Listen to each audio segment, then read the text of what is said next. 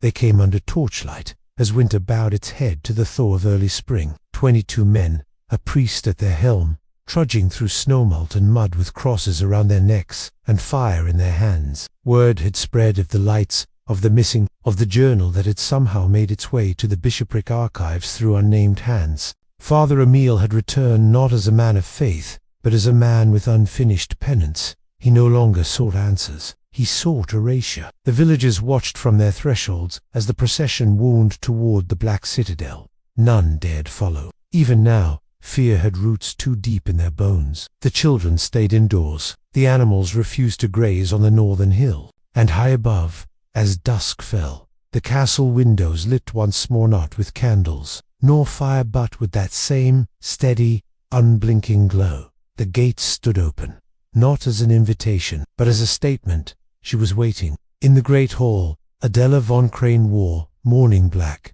not for herself, for the world, perhaps, or what would be left of it. "Do you come to kill me?" she asked Emile, her voice a mirror still, cold, and reflecting only what he brought with him. "I come to end this," he said. "You cannot end what you don't understand." "I understand enough. I've seen them." She smiled at that. "You've seen flickers, echoes, what you call horror, I call salvation." The soldiers moved quickly. They searched the towers, broke down locked doors, shattered glass, and tore down tapestries. The castle groaned beneath them, ancient and displeased. But they found the chamber, the room of jars, and more than that, more children. 14 of them, sleeping in glass coffins not yet sealed, their bodies banded with sigils burned into the skin, their lips parted in silent screams. Some still twitched. One opened her eyes and mouthed the word "Mama." That was when the men turned. They struck down the silent servants. One tried to flee and was felled by 5 spears.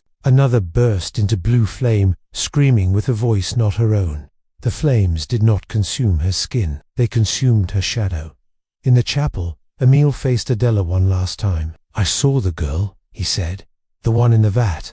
I remember her face. Her name was Mirella. Her mother died of grief. You told her she would be saved." "She was," Adela said. "You lied." "No," she said softly. "I believed." And in that moment, the priest hesitated, because he had once believed, too. In the mercy of a God who let his sister vanish, in the sanctity of a church that kept silent while noblemen drank from chalices filled with peasant blood, Adela had simply chosen a different God.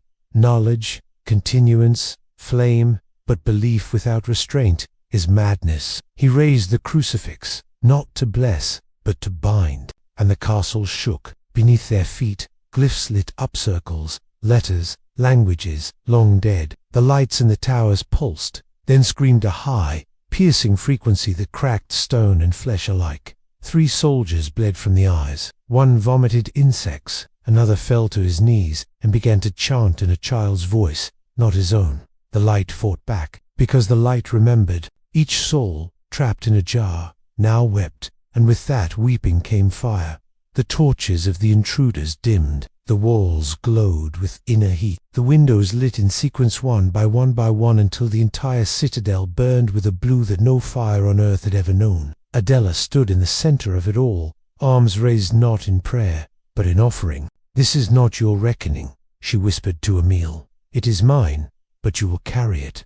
And then she stepped into the vat. No scream, no flinch. The liquid swallowed her whole, and the light, once screaming, turned to silence. The chambers exploded, but not with fire, with light. The kind that burns behind your eyes long after you've closed them. The kind you see when lightning strikes a little too close. When the dust settled, there was no trace of Adela, only the crucifix half melted and one surviving child, curled beside it, eyes wide open, lips sealed with a kiss-shaped scar. The men fled. The castle cracked, and Father Emile, broken in spirit and limb, wandered into the woods, blind in one eye, muttering verses that belonged to no scripture known.